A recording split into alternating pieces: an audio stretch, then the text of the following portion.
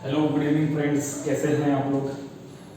हम लोग मेटलोसिन्स की चर्चाएं कर रहे थे और उसी के संदर्भ में मैं दो वीडियोस आपके सामने रख चुका हूं, जिसमें पहली वीडियो में हम लोगों ने मेटलोसिन का एलजीओस किस तरह से बनता है, मतलब मेटलोसिन्स का जब हम इलेक्ट्रॉनिक स्ट्रक्चर समझते हैं मॉलिक्यूलर ऑर्बिटल थ्योरी के जरिए, जब हम उसमें बॉन्डिंग सीखते हैं तो उसमें बॉन्डिंग कैसे होती है उससे पहले हमें जानना होता है एलजीओस का कॉन्सेप्ट। मतलब मेटलोसिन्स में मैंने आपको बताया था, मेटलोसिन्स में इस तरह की कार्बोसाइक्लिक रिंग होती है, इस तरह की कार्बोसाइक्लिक रिंग होती है और मेटल सैंडविच जो होता है।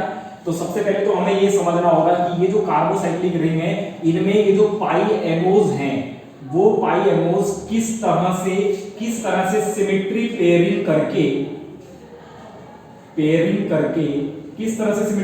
करके एलजीओस बनाते हैं। तो सबसे पहली क्लास में मैंने आपको 10 एलजीओस के बारे में बताया था।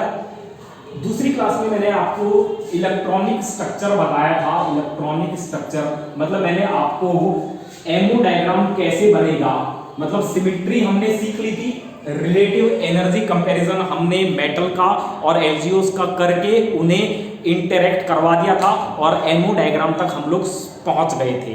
अब तीसरी जो बात है, तीसरा ये वाला जो लेक्चर है, इसमें हम लोग ये जो इलेक्ट्रॉनिक स्ट्रक्चर है वो जो हमने एमओ डायग्राम बनाया था वो एमओ डायग्राम हमें क्या क्या बताता है, इसकी कुछ एप्लीकेशंस मैं आपको सिखाता हूं। किस तरह से हम कहते हैं कि 18 इलेक्ट्रॉन स्पीसीज इनमें स्टेबल भी होती है और स्टेबल नहीं भी हो सकती, या फिर उतनी कमाल की स्टेबल नहीं होती। कैसे हम कहते हैं कि कार्बोनिल और नाइट्रोसिल के रिस्पेक्ट में ये 18 इलेक्ट्रॉन को जबरदस्त फॉलो नहीं करता, इसीलिए मेटलोसिन्स में 18 वाइलेटर मिल जाते हैं, जबकि कार्बोनिल्स में हमें 18 वाइलेटर नहीं मिलते थे। बोलो यार, नाइट्रोसिल्स में हमें 18 वाइलेटर नहीं मिलते थे। इसमें वाइलेशन की वजह क्या है, डेविएशन की वजह क्या है, मतलब 19 भी दिखता है, 20 इलेक्ट्रॉन स्पीसीज भी दिखती है, 16 17 इलेक्ट्रॉन स्पीसीज मेटलोसिन्स दिखते हैं, तो इसकी क्या वजह है ये हम लोग सीखेंगे आज की वीडियो में। और ये सारी जानकारियां हमें कहां से मिलेंगी, इलेक्ट्रॉनिक कॉन्फ़िगरेशन से, इलेक्ट्रॉनिक डिस्ट्रीब्यूशन पैटर्न से। बोलो यार, इलेक्ट्रॉनिक डिस्ट्रीब्यूशन पैटर्न से। तो यहां पर हम लोग क्या क्या सीखेंगे आज हम लोग सीखेंगे सबसे पहली बात हम लोग सीखेंगे इलेक्ट्रॉनिक डिस्ट्रीब्यूशन किस तरह से, इलेक्ट्रॉनिक डिस्ट्रीब्यूशन आप कैसे करेंगे, और इस इलेक्ट्रॉनिक डिस्ट्रीब्यूशन से ही हम कई चीजें सीखेंगे, जैसे मैग्नेटिक प्रॉपर्टीज, जैसे रिडॉक्स प्रॉपर्टीज, ठीक है, और वैसे ही न्यूट्रॉन डिफ्रैक्शन स्टडीज, या फिर आप कहिए सीधे एनसी बॉन्ड कंपैरिजंस, मेटल और कार्बन का जो बॉन्ड डिस्टेंस है उनका कंपैरिजन हम सीखेंगे। तो ये सब सीखने में हमें बहुत हेल्प करेगा इन मेटलोसिन्स का एमओ डायग्राम। तो चलिए हम लोग कहानी शुरू करते हैं। और एक बात मैंने और भी बोली थी कि जब मैं इन साइक्लोपेंटाडाइइनाइल रिंग्स में हाइड्रोजन की जगह, इसकी जगह अगर मैं CH3 टाइप कुछ लगा दूं या फिर CH2PH टाइप कुछ लगा दूं तो फिर क्या होगा, ये भी मैंने चर्चा की थी, तो इसकी भी हम बातें करेंगे। चलिए शुरू करते हैं। और यहीं से मैग्नेटिक प्रॉपर्टीज, यहीं से हम लोग और भी चीजें सीखेंगे। क्या यहीं से हम सीखेंगे कि लो स्पिन कॉम्प्लेक्स है या फिर हाई स्पिन कॉम्प्लेक्स है, कैसा वो कॉम्प्लेक्स है। तो चलिए शुरू करते हैं आज का अपना सिलसिला। सबसे पहले मैं आपको बताऊंगा, सबसे पहले हम लोग सीखेंगे किस तरह से इलेक्ट्रॉनिक डिस्ट्रीब्यूशन होती है एमओ डायग्राम में। तो आप एमओ डायग्राम को एक बार रिवाइज कर ले, एमओ डायग्राम कैसे बना था वो तो मैंने आपको सिखा दिया था कि कौन कौन किसकी सिमेट्री के एलजीओस थे और मेटल के पास किस किस सिमेट्री के valence orbitals, atomic orbitals available थे इंटरैक्ट करवाने के लिए, और हमने इंटरैक्शन करवा दी थी। मैं आपके सामने एमओ डायग्राम बना रहा हूं, जो एमओ डायग्राम मैंने आपको सिखाया था। तो यहां सबसे नीचे होता है A1G, इसके थोड़े से ऊपर होता है A2U, यहां पर कहीं होता है E1G, इसके ऊपर होता है E1U, इसके ऊपर होता है E2G, इसके ऊपर होता है A1G जो कि नॉन बॉन्डिंग नेचर का है, समझे आप। और यहां कहीं होते हैं, इसको थोड़ा सा यहां कर लेंगे क्योंकि ये गैप जो होता है जिसे आप del 1 बोलते हैं, ये आप del 1 बोलते हैं, ये आप del 2 बोलते हैं, ये वाला गैप छोटा होता है, ये गैप ज्यादा होता है। ये हो गया E1G स्टार, और उसके ऊपर जो है वो सारे आपके एंटी बॉन्डिंग ऑर्बिटल्स आ जाएंगे। और उसमें एक काम की जो चीज थी वो था E2U जो कि नॉन बॉन्डिंग नेचर का था। ऐसा ही था, यही एमओ डायग्राम था।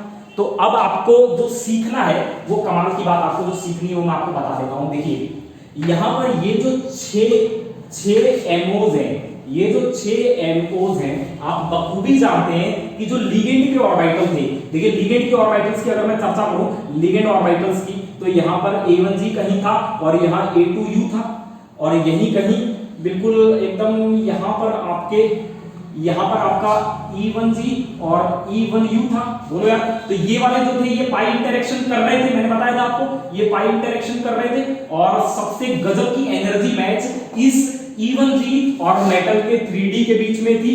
बोलो यार, सबसे गजब मैच इन 3D और E1G के बीच ही थी। यही तो वो इंटरेक्शन था जो कि मेटलोसीन के एग्जिस्टेंस की वजह बना हुआ था। बोलो यार, यही तो वो इंटरेक्शन था जो मेटल से 2 CP रिंग्स को जोड़ने की वजह बना हुआ था, क्योंकि यहीं से स्टेबलाइजेशन मिल रही थी, यही गजब की फेयर स्टेबलाइजेशन यहीं से मिल रही थी, फेयरली हाई स्टेबलाइजेशन इसी इंटरेक्शन से मिल रही थी। इसके अलावा जितने भी इंटरेक्शन हैं वहां पर एनर्जी मिसमैच की वजह से इंटरेक्शन बहुत वीक है। ये बात मैं कह चुका था, ये बात हम लोग डिस्कस कर चुके थे। यही वो इंटरेक्शन है जो कि रिमार्केबल स्टेबिलिटी देती है मेटलोसीन्स को। बोलो यार, यही कमाल की इंटरेक्शन थी, लेकिन ये भी क्या है, पाई इंटरेक्शन थी, ये सिग्मा इंटरेक्शन नहीं थी। बोलो यार, ये कौन से ऑर्बिटल थे, dxz और dyz। बोलो यार, इसके अलावा ये क्या थे, ये px और py था। अरे बोल तो ये मैंने कार्टेशियन कोऑर्डिनेट लिया था ना यार, तो उसके हिसाब से ये ऑर्बिटल थे। और ये भी क्योंकि ये भी पाई इंटरेक्शन थी, तो ये उतनी गजब की स्टेबलाइजेशन इसमें भी नहीं थी, क्योंकि यहाँ पर कहीं 4s था और 4p तो बहुत ही ऊपर था। तो यहाँ पर एनर्जी मिसमैच की वजह से 4p का इंटरेक्शन बहुत ही फर्जी था, बहुत ही बकवास था। और यहाँ पर इन dz स्क्वायर 4s और A1G इनकी सिमेट्री मिलती जुलती थी ना भाई, तो इनकी सिमेट्री मिलती जुलती थी, ठीक है, लेकिन एनर्जी मिसमैच था, इसलिए थोड़ा सा ही स्टेबलाइजेशन मिला। तो ये क्या हो गया, वीकली बॉन्डिंग हो गया। और ये क्या था, ये भी क्या है, ये भी बहुत कम इंटरेक्शन हो पा रहा है। ये pz सिमेट्री है ना यार, तो वो 4pz और इसके बीच में एनर्जी मिसमैच बहुत ज्यादा है, तो ये तो और भी weekly, very weak interaction, very weak, मतलब ये तो ना के बराबर बॉन्डिंग है। तो आप समझ रहे हैं, ये भी वीकली बॉन्डिंग, ये भी बकवास बॉन्डिंग, ये ठीक ठाक बॉन्डिंग और ये फिर बकवास बॉन्डिंग। बोलो यार, क्योंकि यहां पर भी 4px py का इस E1U LGO के साथ एनर्जी मिसमैच कमाल का है, गजब का है, तो ये भी बहुत बकवास सी बॉन्डिंग होगी। इसके ऊपर इसकी बात करें तो आप जानते हैं ये कौन से ऑर्बिटल है, dx² - π² dxy, और आप जानते हैं ये भी क्या थी, ये डेल्टा इंटरेक्शन थी, ये तो और ही फर्जी थी। और इसमें भी जो इसने कमाया बहुत ही कम कमाया, ना के बराबर कमाया। समझे आप मेरी बात, मतलब आप कहने को ये कह सकते हैं कि इन ऑर्बिटल में बॉन्डिंग इंटरेक्शन है या फिर बॉन्डिंग करेक्टर है, थोड़े से बॉन्डिंग करेक्टर हैं, या फिर आप ये कह सकते हैं कि ले दे के ना के बराबर बॉन्डिंग करेक्टर हैं, ना के बराबर बॉन्डिंग करेक्टर, ना के बराबर बॉन्डिंग करेक्टर। और ना के बराबर बॉन्डिंग करेक्टर से सिस्टम को आप कहें कि वो स्टेबलाइजेशन ले ले। इन एमओस में अगर करेक्टर आपको पता चल जाए तभी तो आप बताते हैं कि इनमें इलेक्ट्रॉन रहना पसंद करेगा, नहीं रहना पसंद करेगा, या फिर इनमें इलेक्ट्रॉन ऑक्यूपेशन से ही तो सिस्टम की स्टेबिलिटी जुड़ी हुई है यार। अरे बोल तो दो, समझे आप मेरी बात। तो ये भी वीकली बॉन्डिंग है, ये तो और ही फर्जी है, बकवास है, इसी की तरह ये दोनों एक ही जैसे बकवास है, बिल्कुल एकदम वाहियात है। और इससे ऊपर वाली बात करूं तो वो तो नॉन बॉन्डिंग है, ये तो नॉन बॉन्डिंग है, तो dz² का नॉन बॉन्डिंग है ये। बोलो यार, अरे मैंने कॉन्सेप्ट बताया था ना कि 3 एटॉमिक ऑर्बिटल या फिर 3 ऑर्बिटल्स जब एमओ पार्टिसिपेशन के लिए जाते हैं, एमओ फॉर्मेशन के लिए जाते हैं, तो फिर 3 एमओज बनते हैं। अरे 3 अगर ऑर्बिटल्स, चाहे वो एटॉमिक ऑर्बिटल हो चाहे वो पहले से पाई एमओज हो, अगर ये इंटरेक्शन के लिए जाएंगे, जो नए बनने वाले एमओज हैं वो भी 3 ही बनेंगे, और उसमें एक इन सबसे स्टेबलाइज्ड बॉन्डिंग, इन सबसे डीस्टेबलाइज्ड एंटी बॉन्डिंग, और इनकी एनर्जी एवरेज पे लाई करने वाला नॉन बॉन्डिंग। तो वो ये dz² था जो प्रीडोमिनेटली मेटल के डी कैरेक्टर रखता था, dz² कैरेक्टर रखता था। और यहाँ पे ये तो आप जानते ही हैं, ये क्या है, dxz और dyz। तो अगर आप ये वाली पिक्चर देखें, इतना पोर्शन इसका देखें, तो आपको समझ में आ जाएगा ये क्या है, ये मेटल के डी ऑर्बिटल्स हैं, ये वो एमओ हैं, ये वो एमओ हैं। देखिए ये वाला किसके ज्यादा पास है, अरे यार मेटल का 2, ये लिगेंड का E2G यहां कहीं होगा। बोलो यार, यहां कहीं था मेटल का E2G, ये E2U था। बोलो यार, तो ये बताइए ये किसके ज्यादा पास है, ये एमओ किसके ज्यादा पास है, मेटल के ज्यादा पास है। इसका मतलब मेटल इनरिच्ड एमओज है ये। मेटल के डी कैरेक्टर इनरीच्ड एमओ है, मतलब मेटल के ज्यादा डी कैरेक्टर इस एमओ में देखने को मिल रहे हैं, और ये तो मेटल का डी है ही है। और इसकी बात करें तो ये भी किसके ज्यादा पास है, ये भी किसके ज्यादा पास है, इवन जी की बात करूं तो इवन जी ये क्या है, ये लिगेंड के ज्यादा पास था, तो इसमें लिगेंड के गजब के कैरेक्टर थे, लिगेंड कंट्रीब्यूशन इसमें कमाल का था इन एमओ में। इनमें मेटल के कैरेक्टर गजब के होंगे, metal d character in MO में जबरदस्त होंगे। समझे आप मेरी बात? अरे आप मेरी बात समझ रहे हैं क्या? आप मेरी बात समझे क्या? सीखे आप मेरी बात? तो मतलब ले देकर ये मेटलोसिन्स में ये जो फ्रंटियर ऑर्बिटल है वो एक तरह से मेटल के डी ऑर्बिटल ही हैं, और नीचे वाले जो एमओज हैं, अरे ये जो फ्रंटियर एमओज ये भी एमओ ही है, लेकिन इनमें मेटल का डी कैरेक्टर भर के है, भर के।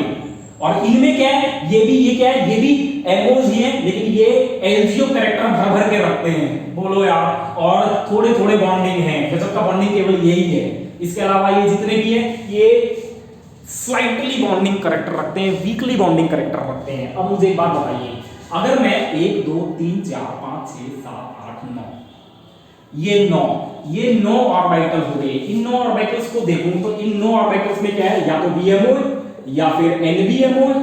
बोलो यार, तो 9 ऑर्बिटल्स का अगर मैं कॉम्बिनेशन देखूं जिसमें बीएमओ है, एनबीएमओ है, एबीएमओ नहीं है, मतलब एंटी बॉन्डिंग मॉलिक्यूलर ऑर्बिटल नहीं है, तो अगर मैं इन सब को भर दूं तो इलेक्ट्रॉन या तो नॉन बॉन्डिंग नेचर का होगा जो कि सिस्टम को किसी भी तरीके की कोई स्टेबलाइजेशन नहीं देता, या फिर बॉन्डिंग कैरेक्टर का होगा जो कि सिस्टम को ठीक ठाक गजब की स्टेबलाइजेशन देता है। डिपेंड करता है एमओ में बॉन्डिंग कैरेक्टर का एक्सटेंट कितना है।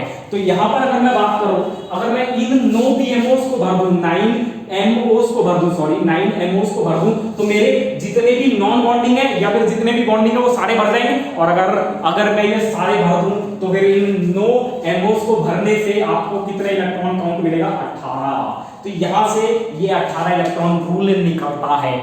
ये जड़ है, ये ओरिजिनेशन है 80 इलेक्ट्रॉन रूल की मेटलोसिन्स में। क्या ये 18 इलेक्ट्रॉन रूल गजब का फॉलो होगा? क्या ये स्ट्रिक्टली फॉलो होगा? तो डिपेंड करता है जी फ्रंटियर ऑर्बिटल किस तरह के हैं, जिनमें ये इलेक्ट्रॉन पड़े हुए हैं उनका नेचर किस तरह का है, उनका कैरेक्टर कितना बॉन्डिंग है, मतलब कितना बेहतर है और कितना गिरा हुआ है। समझे आप मेरी बात? कितना बॉन्डिंग और कितना एंटी बॉन्डिंग। तो अगर मैं इनकी बात करूं तो मैंने आपको बताया केवल यही है जो कि सिस्टम को रिमार्केबल स्टेबिलिटी देता है, यही गजब का बॉन्डिंग है। लेकिन बात करूं इसकी बहुत ज्यादा बॉन्डिंग कैरेक्टर की, अगर मैं ये कहता हूं ये बहुत ज्यादा बॉन्डिंग है, गजब की बॉन्डिंग है, कयामत है, शानदार है, तो ऐसा नहीं है। ये भी उतना गजब का नहीं है। क्यों? क्योंकि ये पाई इंटरेक्शन से बना था, और पाई इंटरेक्शन से बनने की वजह से ये उतना कमाल का बॉन्डिंग नहीं है जितना हम एक्सपेक्ट कर सकते थे। समझे आप मेरी बात? चाहे एनर्जी मैच कर गई हो, लेकिन इंटरेक्शन तो फिर पाई हो रहा है ना भाई, और पाई इंटरेक्शन आप जानते हैं उतने शानदार या उतने बेमिसाल नहीं होते, और इसी वजह से ये उतनी गजब की स्टेबलाइजेशन नहीं पाएगा, नहीं दे रहा होगा जितना हम एक्सपेक्ट कर रहे थे। हम जितना मान के इसको देख रहे थे, और ये तो बॉन्डिंग है, लेकिन ये भी तो देखो ये किस तरह की इंटरेक्शन से बॉन्डिंग बना है। ये पाई साइडवेज इंटरेक्शन से बॉन्डिंग बना है, इसलिए ये भी उतना इफेक्टिव या उतने गजब के शानदार बेमिसाल बॉन्डिंग कैरेक्टर नहीं रखेगा। तो आप ये नहीं कह सकते कि ये बहुत ही गजब बॉन्डिंग हो गया, मतलब कयामत होगी, ऐसा हो गया, ऐसा कुछ नहीं है। कातिलाना बॉन्डिंग तो ये भी नहीं है। तो इसका मतलब अगर यही कातिलाना बॉन्डिंग नहीं है तो फिर तो और तो सब ओवर ही है। बोलो यार, तो यहाँ तो जो सबसे गजब की इंटरेक्शन हो रही थी वो एनर्जी मैच इन्हीं दोनों का था, और ये भी क्योंकि पाई का, इसलिए ये भी उतना कातिलाना नहीं हुआ। इसके अलावा जितने भी हैं चाहे सिमेट्री मैच कर रही हो, लेकिन क्योंकि एनर्जी मिसमैच है इसलिए ये गजब की इंटरेक्शन नहीं होगी, और गजब के बॉन्डिंग कैरेक्टर या फिर एंटी बॉन्डिंग कैरेक्टर जनरेट नहीं होंगे रिजल्टिंग एमओज में। समझे आप मेरी बात? तो अब आपको बातें समझ में आने लगी होंगी। अच्छा एमओस तो नो ही है, लेकिन क्या ये गजब के बॉन्डिंग है क्या? अगर ये गजब के बॉन्डिंग होते तो इलेक्ट्रॉन इनमें रहना बहुत पसंद करते, मतलब इनमें रहते तो उन्हें अमृतत्व मिल जाता, मोक्ष मिल जाता, इनमें रहते तो कमाल के स्टेबल होते। लेकिन तब जब इनमें गजब के बॉन्डिंग कैरेक्टर होते, कयामत बॉन्डिंग कैरेक्टर होते, लेकिन क्या ऐसे बॉन्डिंग कैरेक्टर इनमें है क्या?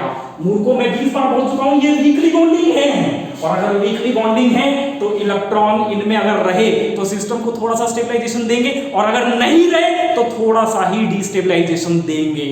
तो इसका मतलब अब सिस्टम स्ट्रिक्टली 18 को फॉलो नहीं करेगा। समझे आप मेरी बात? यही वजह है कि इनके जो फ्रंटियर ऑर्बिटल्स है ना, वो फ्रंटियर ऑर्बिटल स्ट्रिक्टली बॉन्डिंग या strictly anti bonding, highly bonding और हाईली एंटी बॉन्डिंग नहीं है। इसी वजह से ये बहुत आसानी से इलेक्ट्रॉन छोड़ देते हैं, क्योंकि इलेक्ट्रॉन छोड़ने के बाद इनको पता है थोड़ा सा ही डिस्टेबलाइजेशन मिलेगा, वो हम सह लेंगे।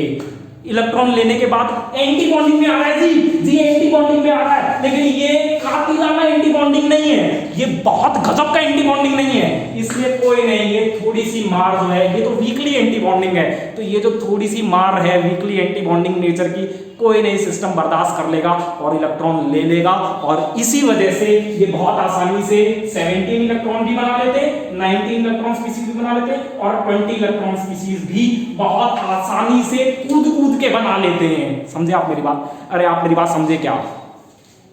एक बात, अब हम दूसरी बात करते हैं। क्या है वो दूसरी बात? चलिए शुरू करते हैं दूसरी बात का खेला। क्या है वो दूसरी बात? दूसरी बात ये, अब इलेक्ट्रॉन भरने कैसे हैं ये तो हमें सब समझ में आ गया कि तूने बोला कि इनकी एनर्जी ले देकर इनकी एनर्जी जबरदस्त मैच कर रही थी, इन्हीं ने ही सिस्टम को जन्म दिया था, इन्हीं की वजह से सिस्टम टिका हुआ है इस इवन जी इंटरेक्शन की वजह से। इसके अलावा जितने भी हैं वो तो सब टाइम पास ही कर रहे हैं, वो ले देके थोड़ा थोड़ा बॉन्डिंग कैरेक्टर और थोड़ा थोड़ा एंटी बॉन्डिंग कैरेक्टर कमाए हैं, ज्यादा स्टेबिलिटी की वजह नहीं बनते, या फिर इनमें पड़े हुए इलेक्ट्रॉन स्टेबिलिटी को गजब का कंट्रोल नहीं करते। ये तो हमने सीख लिया ये तो सीख लिया। अब इलेक्ट्रॉन में भरूंगा कैसे, ये बात अब बेहद इंपॉर्टेंट है। अब मेरी बात आप ध्यान से सुनेंगे, अब असली खेला शुरू होगा। ये तो मैंने जनरल बात कर दी, समझा दिया आपको। चलिए अब खेला शुरू होगा। अब इलेक्ट्रॉन भरा कैसे जाएगा, कैसे इलेक्ट्रॉन भरा जाएगा, ये मैंने आपको नेचर समझा दिए। अब मेरी बात ध्यान से समझिएगा। इलेक्ट्रॉन भरने के दो तरीके हैं, आप बखूबी जानते हैं। एक न्यूट्रल एटम मेथड होता है और एक ऑक्सीडेशन स्टेट मेथड होता है। बोलिए यार, ऐसा ही होता है। अगर मैं न्यूट्रल एटम मेथड के जरिए जाऊं, जो कि बहुत रिलायबल तरीका भी है, क्योंकि इसमें ऑक्सीडेशन स्टेट जानने का लफड़ा नहीं है, और इसी तरह से इसमें लिगेंड के ऊपर कितना चार्ज है ये जानने का भी लफड़ा बहुत कम होता है, बेहद कम लफड़ा होता है। ऐसा बोलो यार, सिंपल। आप क्या करते हैं, आप अगर पॉलीसाइक्लिक अनसैचुरेटेड है, पॉलीनाइल सिस्टम टाइप है, तो आप सीधा एक्टिसिटी के जरिए चले जाते हैं। आपको कोई कतई मतलब ही नहीं है कि क्या नेगेटिव रखता है कितना रखता है, आपको कोई मतलब नहीं है न्यूट्रल एटम मेथड में। और मेटल की ऑक्सीडेशन स्टेट जानने की जरूरत नहीं है। तो ज्यादातर क्या होता है, मेटल फ्री एटम की तरह ही रहता है। बोलो यार, फ्री एटम का आप इलेक्ट्रॉनिक कॉन्फ़िगरेशन जान लीजिए, वहीं से आप डीएल कॉन्फ़िगरेशन और s2 कॉन्फ़िगरेशन से आप ये इलेक्ट्रॉन काउंट निकाल लेंगे और बहुत आसानी से इलेक्ट्रॉन भर लेंगे। ऐसा ही आप करते थे। चलिए शुरू करते हैं खेला। अब मेरी बात बहुत ध्यान से सुनना, क्योंकि इनमें क्या है, मेटलोसीन है, मेटल है और दो सीपी लिगेंड लगे हुए। तो अगर मैं न्यूट्रल एटम मेथड के थ्रू जाऊं तो मुझे समझ में आता है कि सीपी का जो इलेक्ट्रॉन काउंट होता है वो होता है 5, और अगर 2 सीपी है तो इलेक्ट्रॉन काउंट क्या हो गया, 10। बोलो यार, तो 10 इलेक्ट्रॉन काउंट अगर हो गया तो ये नीचे क्या है, ये नीचे 6 एमओ, मैंने पहले भी बोला था 6 एमओ है नीचे। बोलो यार, तो 5 एमओ 10 इलेक्ट्रॉन रख लेंगे, यहां तक 10 इलेक्ट्रॉन रखे गए। अब ये एमओ तो खाली रह गया। बोलो यार, ये एमओ तो खाली रहेगा, या फिर आप इसे ऐसे भी कह सकते हैं, आप इसे इस तरह से ड्रॉ करें तो आप ये कहेंगे तो पार्शियली फील्ड है। तो अब क्या करूं, अब मेटल के इलेक्ट्रॉन कैसे और इसमें डालूं, कैसे डालूं अब इसमें, और इलेक्ट्रॉन कहां से आएंगे। सीपी तो न्यूट्रल एटम मेथड के अकॉर्डिंग 10 इलेक्ट्रॉन देती है, वो 10 इलेक्ट्रॉन मैंने 5 एमओ में भर दिए, तो इससे जो मेरा इवन यू था ये पार्शियली फील्ड इस तरह से हो गया। अब क्या करूं, कुछ नहीं करना। मेटल जो आपका है, जो मेटल आपका है वो आप बखूबी जानते हैं, खूब आप जाने हैं कि मेटल में देखिए, ये जो सीपी है,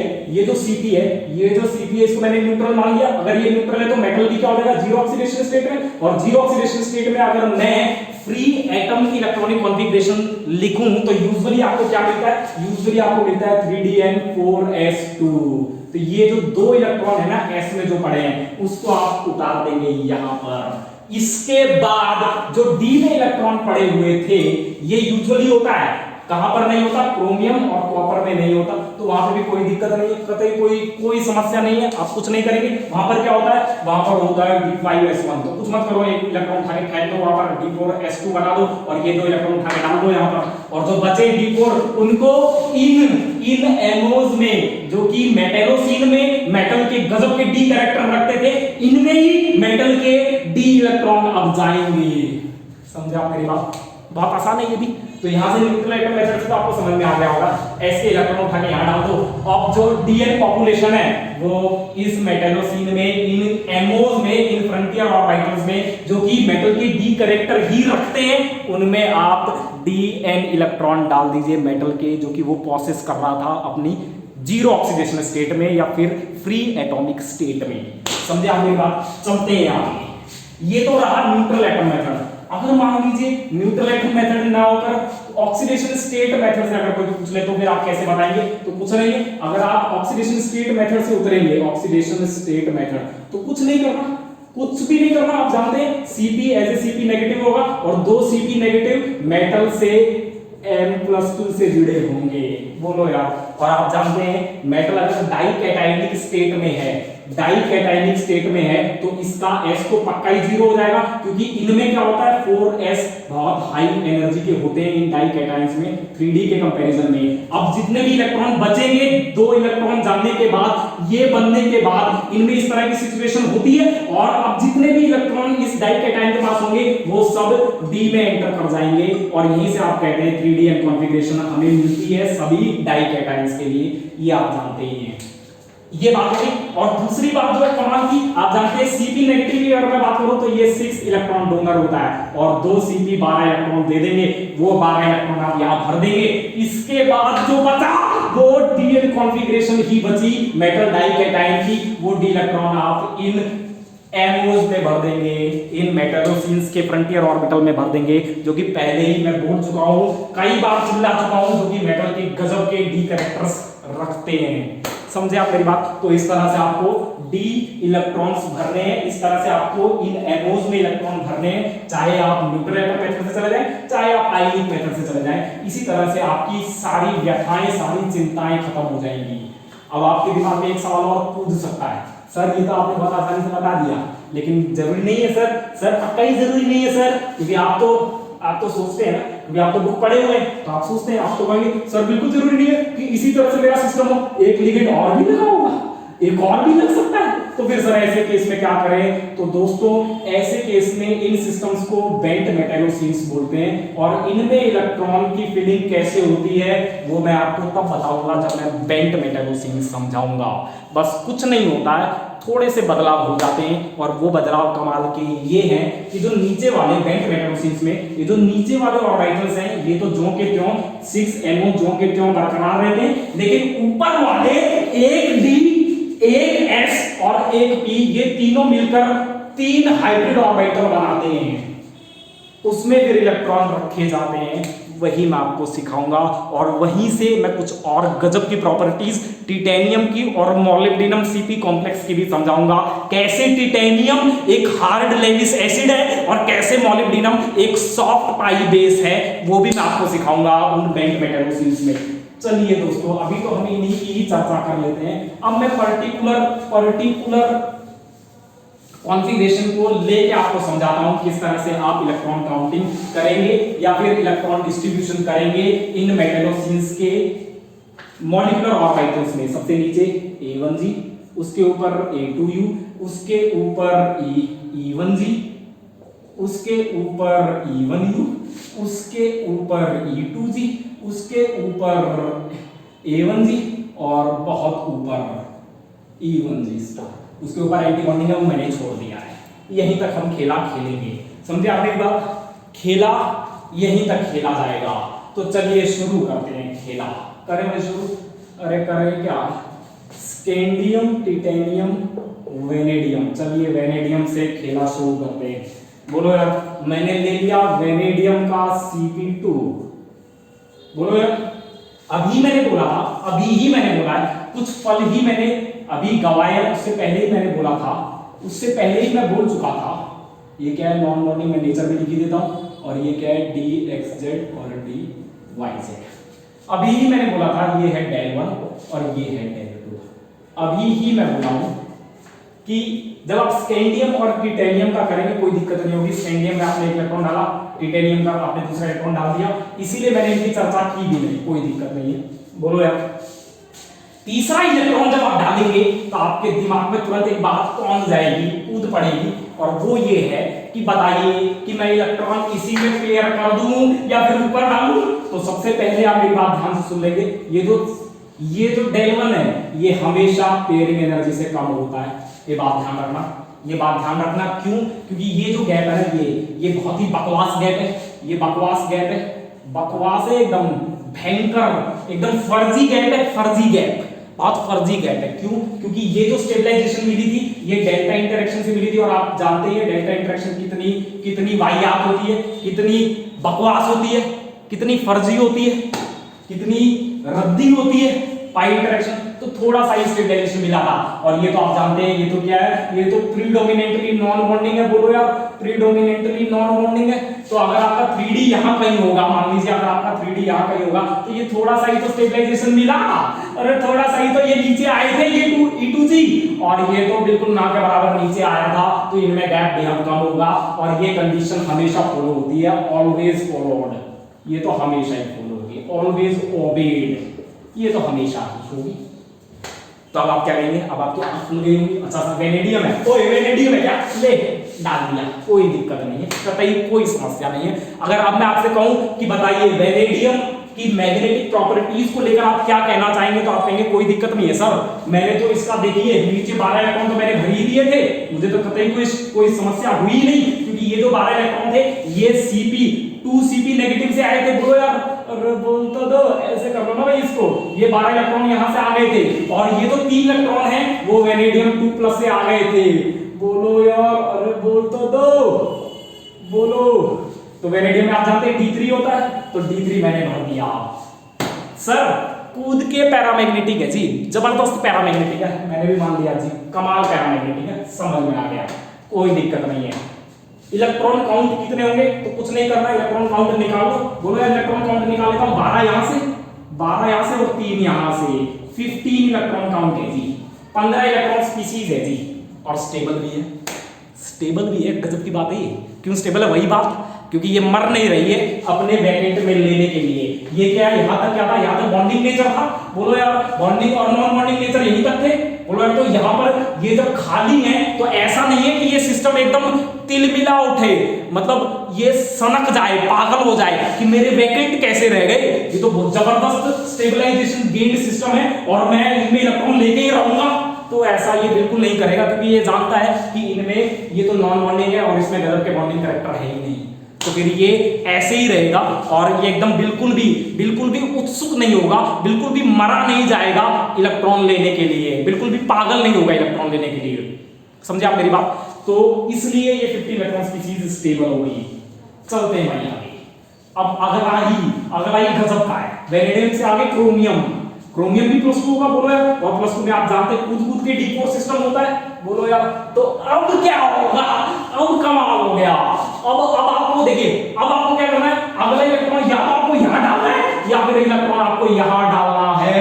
तो अब आपको ध्यान में रखना पड़ेगा del 1 + del 2, इलेक्ट्रॉन यही रहे या फिर del 1 एनर्जी खाए, del 2 एनर्जी खा के यहां पहुंच जाए। तो अब आपको ध्यान रखना होगा ये इसका मैग्नीट्यूड, और ये हमेशा ज्यादा होता है P से,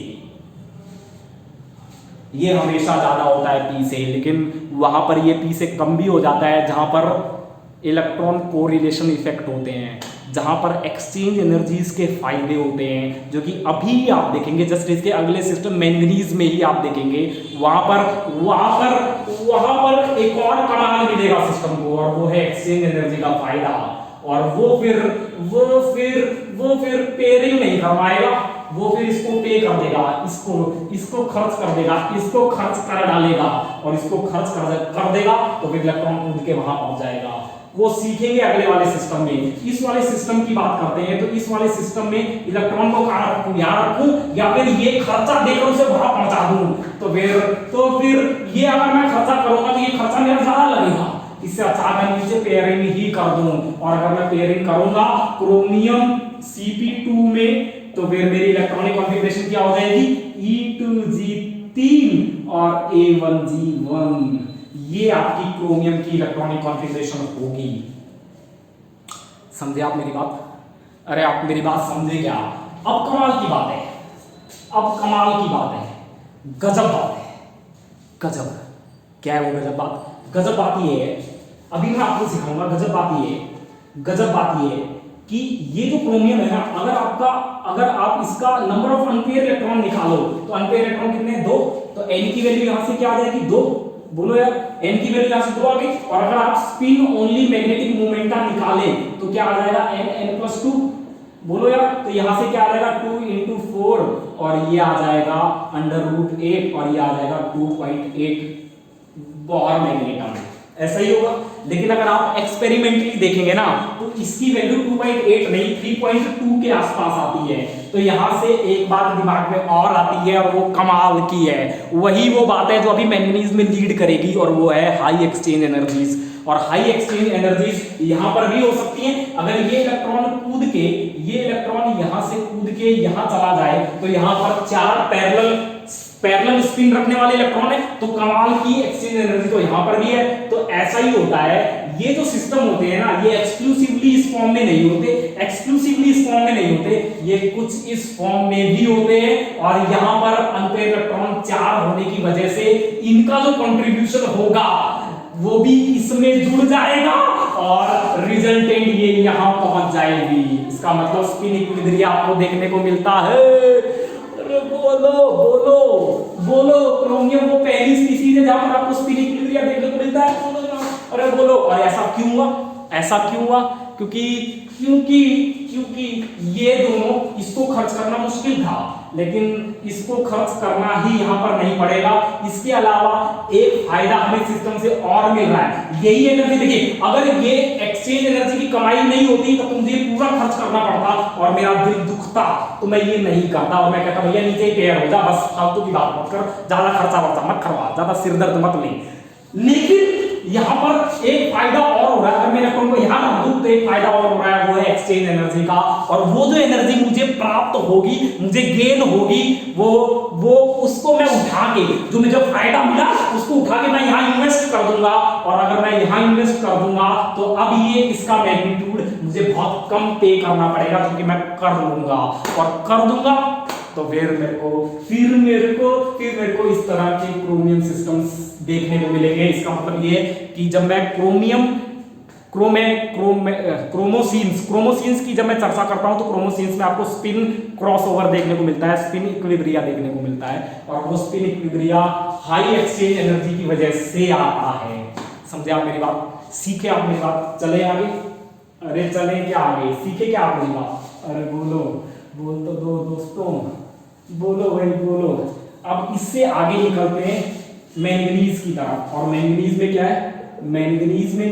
मैंगनीज Cp2 की अगर बात करूं तो अब मैंने क्या किया, मैंगनीज यहाँ मैंगनीज +2 है, बोलो यार, और +2 में D5 सिस्टम है। तो पहला इलेक्ट्रॉन भर दिया, दूसरा भर दिया, तीसरा भर दिया, चौथा यहां भरूं और पांचवा यहां भरूं, या फिर चौथा पांचवा यही पेयर करवा दूं, क्या करूं?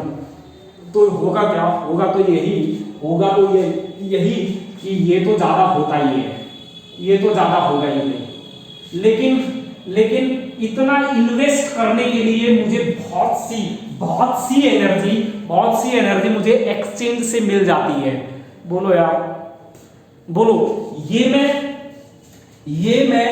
मैं खर्च करने के लिए लगा रहा हूं, ये एनर्जी खर्च करनी पड़ेगी मुझे। बोलो यार, मेरा जो चौथा इलेक्ट्रॉन है, जब मैं उसे यहां भेजूंगा, उस चौथे इलेक्ट्रॉन के लिए मुझे इतनी एनर्जी खर्च करनी पड़ेगी, पांचवें इलेक्ट्रॉन के लिए भी मुझे इतनी एनर्जी खर्च करनी पड़ेगी। बोलो यार, अरे इतनी एनर्जी खर्च करनी पड़ेगी। और अगर मैं उन्हें नीचे रखूं तो फिर मुझे एक इलेक्ट्रॉन पेयर कराने के लिए एनर्जी खर्च करनी पड़ेगी, दूसरा इलेक्ट्रॉन पेयर कराने के लिए भी एनर्जी खर्च करनी पड़ेगी।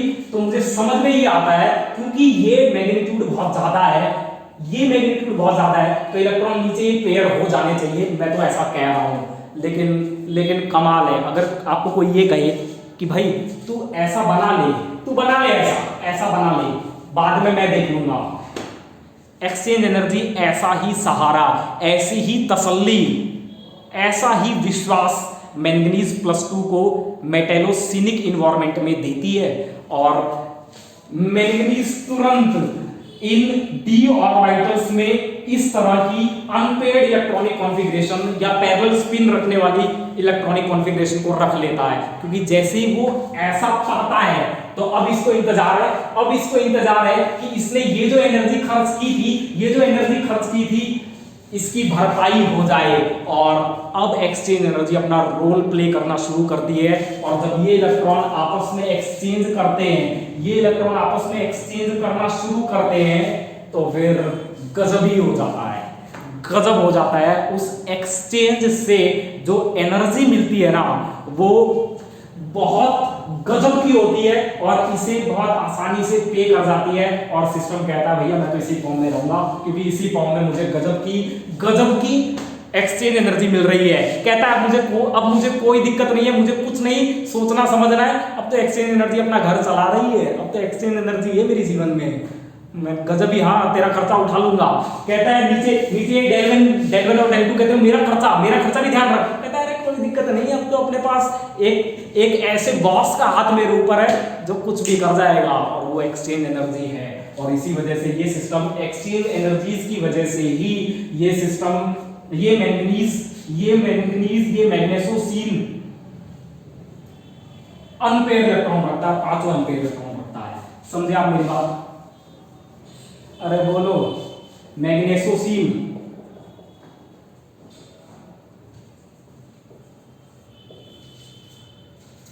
ये 5 इलेक्ट्रॉन रखता है, और इसकी इलेक्ट्रॉनिक कॉन्फ़िगरेशन क्या हो जाएगी?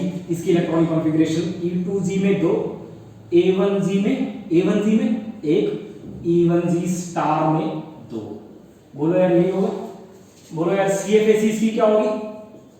Crystal field stabilisation energy 0। अरे बोलता तो क्रिस्टल फील्ड स्टेबलाइजेशन एनर्जी 0 होगी, और ये इलेक्ट्रॉनिक कॉन्फ़िगरेशन रखता है। अब कमाल की बात है, पिछले ही वर्ष इसी दिसंबर 2020 में उसने सवाल पूछ लिया, और उसने क्या पूछा? गजब की बात। उसने पूछा कि ये बात तो तू कर रहा है, ये बात तो तू तब कर रहा है जब तू ये कह रहा है कि कोई दिक्कत नहीं है जी, ये जो डेल 1 और डेल 2 है ना, इसको तो मेरी एक्सचेंज एनर्जी देख लेती है, कोई दिक्कत नहीं, इसको पे कर लेती मेरी एक्सचेंज एनर्जी। लेकिन ध्यान रहे, एक्सचेंज एनर्जी भी तभी पे करेगी जब ये दोनों, इनका सम और एक्सचेंज एनर्जी का सम, एक्सचेंज एनर्जी और इनका सम, ये जो एनर्जी है, ये एनर्जी और ये जो एनर्जी है, इनका ऑर्डर लगभग बराबर हो, तभी एक्सचेंज एनर्जी से पे करती है। अगर मान लीजिए ये स्प्लिटिंग बहुत ज्यादा हो जाए तो फिर ये गैप बहुत ज्यादा हो जाएंगे, और इन्हें खर्च करने के लिए जो एनर्जी आप लगाएंगे वो एनर्जी एक्सचेंज एनर्जी पे नहीं कर सकती। वहां से आप एक्सचेंज एनर्जी का इन्वेस्टमेंट आप इनमें नहीं लगा सकते कि आप एक्सचेंज एनर्जी जो आपको मिल रही है आप इसमें लगा दो और इलेक्ट्रॉन के ऊपर चला जाए, फिर ऐसा नहीं होगा। ऐसा तब होगा जब आप इन सीपी लिगेंड्स को सीपी स्टार में बदल दें। अब ये सीपी स्टार क्या है, अभी शुरू करता हूं सीपी स्टार का खेला। अभी स्टार्ट करते हैं, इसके बाद आयरन भी पढ़ेंगे, आयरन के बाद कोबाल्ट भी पढ़ेंगे, क्योंकि वहीं तक आप लो स्पिन्स देखते हैं। अभी मैं शुरू करता हूं इसका खेला। हमने यहां तक तो देख लिया, मैंगनीज सीपी तक तो देख लिया। बोलो यार, जब मैंगनीज के पास C5H5 था, जो अभी हम लोग देख रहे थे, तब तो कोई दिक्कत ही नहीं है, क्योंकि ये स्प्लिटिंग इतनी कमाल की नहीं है। और ये जो डेल 1 और डेल 2, ये जो एनर्जी है, इनका जो जोड़ है, इनका जो सम है, ये जो सम है इसको बहुत आसानी से पे कर देती है एक्सचेंज एनर्जी। और सिस्टम हाई स्पिन स्टेट में रहता है, जहां पर उसके पास 5 अनपेयर्ड इलेक्ट्रॉन हैं। ऐसा ही बोलो यार, क्योंकि ये जो लिगेंड था ना, ये बकवास सिग्मा डोनर था। या तो पाई इंटरेक्शन नहीं हो रही है, तो यह बकवास पाई डोनर था, क्योंकि लिगेंड का नेचर पाई टाइप है, इसलिए मैंने इसे पाई डोनर बोला, क्योंकि ये बकवास पाई डोनर था, बकवास बेसिक था। तो ये बोलिए बकवास बेसिक नेचर रखता था, बकवास डोनर था ये। समझे आप मेरी बात? अब आप ये करोगे सर बकवास डोनर कैसे हुआ? बकवास डोनर ऐसे हुआ, ये जिन ऑर्बिटल से डोनेट कर रहा है, इन ऑर्बिटल से जिनसे ये डोनेट कर रहा था A1G A2U और ये E1U और E1G, इनमें और यहाँ 3D और 4s और 4p के बीच गैप बहुत ज्यादा थे। अरे बोलो यार, जब भी कॉम्प्लेक्सेशन होती है तो ऐसा ही होता था ना भाई, ये अपने डोनर ऑर्बिटल रखता था और वो अपने एक्सेप्टर ऑर्बिटल मेटल रखता था। बोलो यार, मेटल अपने वैकेंट एक्सेप्टर एटॉमिक ऑर्बिटल्स में इलेक्ट्रॉन लेगा और ये अपने इन भरे हुए से देगा, क्योंकि यहाँ पर मिसमैच ज्यादा है तो ये पुअर डोनर हो गया। बोलो यार, ये बकवास पुअर डोनर हो गया। और गजब की बात है, अगर मैं सीपी के वैकेंट की बात करूं तो वैकेंट बहुत हाई थे। बोलो यार, अरे बोल तो यहाँ पर जो भरे हुए 3D थे ये तो बहुत ऊपर थे, E2U और E2G तो बहुत ऊपर थे, तो ये बकवास पुअर पाई एक्सेप्टर भी था। बोलो यार, ये यही लिगेंड पुअर पाई एक्सेप्टर भी था और पुअर डोनर भी था। लेकिन अब कमाल हो जाएगा, अब गजब ही हो जाएगा। अब क्या होगा, अब जो सवाल आपसे पूछा गया था उसने सवाल में क्या किया था, क्योंकि इस del1 प्लस del2 को ये हाई एक्सचेंज एनर्जी पे कर जाती है, इसलिए ये ऐसा रिस्क उठाते भी हैं, और अगर पे नहीं करती तो ये ऐसे नहीं होते, फिर ये नीचे ही रहते। बोलो यार, अरे बोल तो दो, बोलो भाई, समझे आप मेरी बात। अगर अब मैं इस मैंगनीज के साथ C5 और 5 हाइड्रोजन को हटा के 5 मिथाइल लगा दूं तो कमाल हो जाएगा, अब गजब हो जाएगा, अब शानदार हो जाएगा। क्या होगा, ये जो होते हैं ना, ये स्ट्रॉन्ग फील्ड लिगेंड है। अब आप बोलेंगे सर स्ट्रॉन्ग फील्ड कैसे, अभी बताता हूं, एक सेकंड में आपको मैं एक्सप्लेन कर रहा हूं जी। स्ट्रॉन्ग फील्ड कैसे होते हैं, ऐसे होते हैं, यहां पर ये क्या है, मिथाइल ग्रुप लगा हुआ है, इसके साथ ये जो CH3 ग्रुप लगा हुआ है, ये CH3 इस sp2 कार्बन के साथ लगा हुआ है, तो आप बखूबी जानते हैं कि ये अपना प्लस आई इफेक्ट लगाएगा। बोलो यार, ऐसे ये सभी मिथाइल अपना प्लस आई इफेक्ट लगाएंगे, और अगर ये प्लस आई इफेक्ट लगाएंगे तो मेरी बात बहुत ध्यान से सुनना, कमाल हो जाएगा, कमाल। अगर ये आप सब अपना प्लस आई इफेक्ट लगाएंगे, अगर ये अपना सब प्लस आई इफेक्ट लगाएंगे तो ये जो ऑर्बिटल थे ना, ये जो ऑर्बिटल थे भरे हुए, ये थोड़े हाई एनर्जी के हो जाएंगे, ये यहाँ कहीं लाई करने लगेंगे। पहले ये यहाँ कहीं लाई कर रहे थे। बोलो यार, अरे बोल तो दो, पहले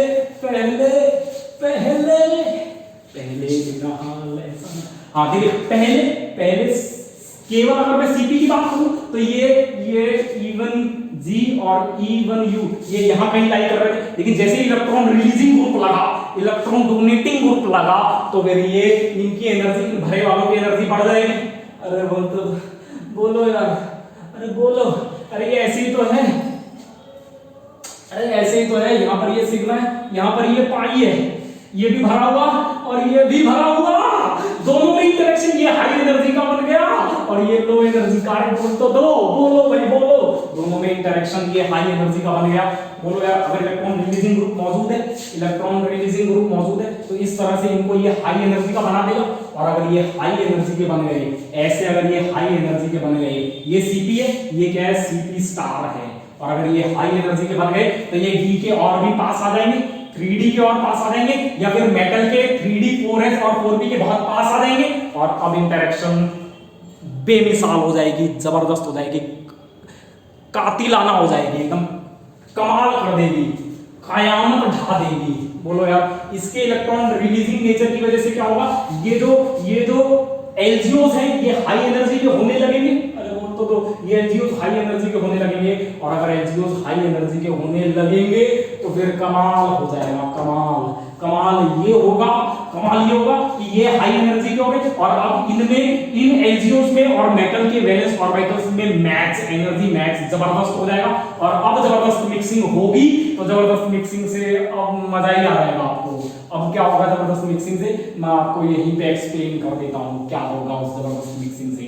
उस जबरदस्त मिक्सिंग से ये होगा कि E1G बहुत नीचे चले जाएंगे, और इसी के जैसे ये E1G स्टार बहुत ऊपर हो जाएंगे।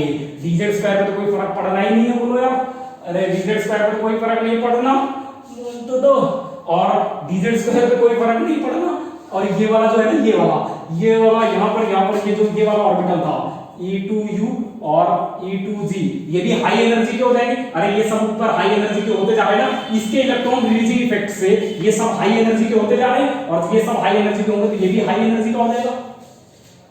और इसमें और उसमें इंटरेक्शन बकवास हो जाएंगे। तो इससे क्या होगा, इससे क्या होगा, इससे क्या होगा भाई, इससे ये होगा कि यहां पर ये E2G यहां कहीं होंगे और E1G वहां कहीं होगा, del 1, और ये हो जाएगा del 2। तो अब कमाल हो जाएगा, अब जबरदस्त बात ही हो जाएगी, खेला ही जबरदस्त हो जाएगा। अब क्या होगा, अब ये del 1 और del 2 इतना ज्यादा हो जाएगा, इतना ज्यादा हो जाएगा पेयरिंग एनर्जी से कि अब इसे, इसमें अगर मैं एक्सचेंज एनर्जी के फायदे भी जोड़ दूं, इसमें जो एनर्जी मुझे इन्वेस्ट करनी है, ये जो मेरे को एनर्जी इन्वेस्ट करनी है इलेक्ट्रॉन को ऊपर भेजने के लिए, उसमें अगर मैं एक्सचेंज एनर्जी के फायदे भी जोड़ दूं, अरे यहाँ तो मुझे एनर्जी खर्च करनी पड़ती है, ये तो रिलीज एनर्जी है। तो ये जो रिलीज एनर्जी है, अगर मैं जो रिलीज एनर्जी थी इस कॉन्फ़िगरेशन से, जो रिलीज एनर्जी थी इससे रिलीज एनर्जी, जिसे हम एक्सचेंज एनर्जी बोल रहे हैं, इस रिलीज एनर्जी को भी अगर मैं लगा दूं ना, तो भी मैं इसे पे नहीं कर सकता। और अगर मैं इसे पे नहीं कर पाऊंगा इसे लगाने के बाद भी, तो फिर मुझे इस तरह की कॉन्फ़िगरेशन नहीं दिखेगी। फिर सब इलेक्ट्रॉन 1 2 3 4 5 सब नीचे ही पेयर हो जाएंगे, और ऐसा ही खेला, ऐसा ही जबरदस्त काम दरअसल हो जाता है इस कॉम्प्लेक्स में। एक बात और मैं आपको कमाल की बताऊं, एक जबरदस्त बात मैं आपको और बताता हूं, सुनिए मेरी बात। वो क्या है वो भी सुनिए आप मेरी बात, वो भी आप मेरी बात सुनिए। अब तो अगर आपके दिमाग में ये बात चल रही है, सर ये ऊपर कैसे गए, ये सभी एटॉमिक ऑर्बिटल ऊपर क्यों जा रहे हैं, भरे हुए भी ऊपर जा रहे हैं और ये भी ऊपर जा रहा है, तो ऐसा क्यों है सर? मैं बता देता हूं, ऐसा इसलिए है क्योंकि देखिए Cp जो जुड़ा हुआ है, Cp ये जो है, ये जो C5 है, इसको मैं यहां लिखता हूं, ये जो C5 है, ये जो CH3 है, इसके पास क्या है, इसके पास भरा हुआ सिग्मा है और इसके पास वैकेंट पाई स्टार है। तो वो वैकेंट पाई स्टार यहां कहीं होगा, भरा हुआ इसका सिग्मा ये है, बोलो यार। तो इसके साथ जब ये इंटरेक्ट करेगा तो ये फिर उसे ऊपर भेज देगा, तो ये और हाई एनर्जी के हो जाएंगे। बोल तो दो यार, अरे बोलो, समझे आप मेरी बात? समझे क्या आप मेरी बात? अरे आप मेरी बात समझे क्या? बोलो भाई। तो इस तरह से ये भी और हाई एनर्जी के हो गए, और अगर ये हाई एनर्जी के हो गए तो इनका मेटल के 3D के साथ किसके साथ मैच कर रहे थे, ये dx² - y² और dxy के साथ मैच कर रहे थे, बोलो यार। तो अगर ये और हाई एनर्जी के हो गए तो ये गैप और बढ़ गया, किसके रिस्पेक्ट में? केवल C5H5 के रिस्पेक्ट में, बोलो यार, बोलते नहीं हो यार। तो ये गैप और बढ़ गया, और अगर ये और बढ़ गया तो फिर डेल्टा इंटरेक्शन और फर्जी हो जाएगी, और इतनी फर्जी हो जाएगी कि कमाल ही हो जाएगा। क्या कमाल होगा, क्या कमाल होगा? मेरी बात बहुत ध्यान से सुनना रहे, जबरदस्त होगा। क्रॉसिंग हो जाएगी, क्रॉसिंग ऑफ एनर्जी लेवल्स हो जाएगा। क्या क्या क्रॉसिंग हो जाएगा? मतलब पहले जो C5H5 में आपको जो एनर्जी का पैरेटर्न ये मिल रहा था E1G, इसको तो आप हटा ही दीजिए, तो हटा ही दीजिए। इसके ऊपर ये वाला E1U ये भी हटा ही देना, क्योंकि ये तो अपने काम का था नहीं, हम तो केवल D को ही ले रहे थे, बोलो यार, हम तो केवल D को ही ले रहे थे। यहां मैंने D बनाया था, अरे यहां मैंने D बनाया था मूर्खों, अभी जो मैंने बनाया था वो D था। अगर मैं यहां बात करूं C5H5 में अगर मैं बात करूं तो यहां पर जो स्प्लिटिंग पैरेटर्न था, मैं अभी लिख देता हूं, यहां पर जो स्प्लिटिंग पैरेटर्न था वो क्या था? वो था E2G A1G E1G स्टार, ये था, ये कहा था C5H5 में, बोलो यार। लेकिन यहां पर अभी जो बेमिसाल बात मैंने आपको बताई है, इनका ऊपर बढ़ना, अगर ये ऊपर बढ़ेंगे तो फिर इसका मतलब क्या है? C5H5 गजब का गुड सिग्मा डोनर हो जाएगा, बोलो यार, गुड पाई डोनर हो जाएगा, बोलो यार। अरे यार बोलो, बोल तो दो, बोलो, गजब का पाई डोनर हो जाएगा, मतलब ये स्ट्रॉन्ग फील्ड लिगेंड हो जाएगा। अरे बोलो, बोलो, जबरदस्त देने वाला, कमाल देने वाला, जबरदस्त देने वाला। और इनमें गैप, ये ऊपर चले गए, इनमें गैप बढ़ गए, तो इनमें गैप बढ़ गए तो डेल्टा इंटरेक्शन और फर्जी हो जाएगी और बर्बाद हो जाएगी और नाकाबिल हो जाएगी, और उस दौरान एक गजब की घटना घटेगी, और वो घटना ये थी, देखिए यहां पर मैंने कहीं dz² बनाया था, बोलो यार, मैंने बताया था कि ये तो नॉन बॉन्डिंग है, प्रीडोमिनेंटली नॉन बॉन्डिंग है, और ये तीनों ही LGO A1G s ऑर्बिटल मतलब 4s ऑर्बिटल और 3dz इनके एनर्जी एवरेज लाइन पे लाई करता है, तो वो एनर्जी एवरेज लाइन ये रही, ये यहां पे ये लाई किया। बोलो यार, लेकिन गजब हो गया, कमाल हो गया। पहले क्या था, पहले जो E2G था वो यहां लाई कर रहा था, कहां पर C5H5 में, लेकिन क्योंकि ये मिसमैच बढ़ गए हैं, इंटरेक्शन बर्बाद हो गई है, तो अब ये यहां लाई करने लगेगा।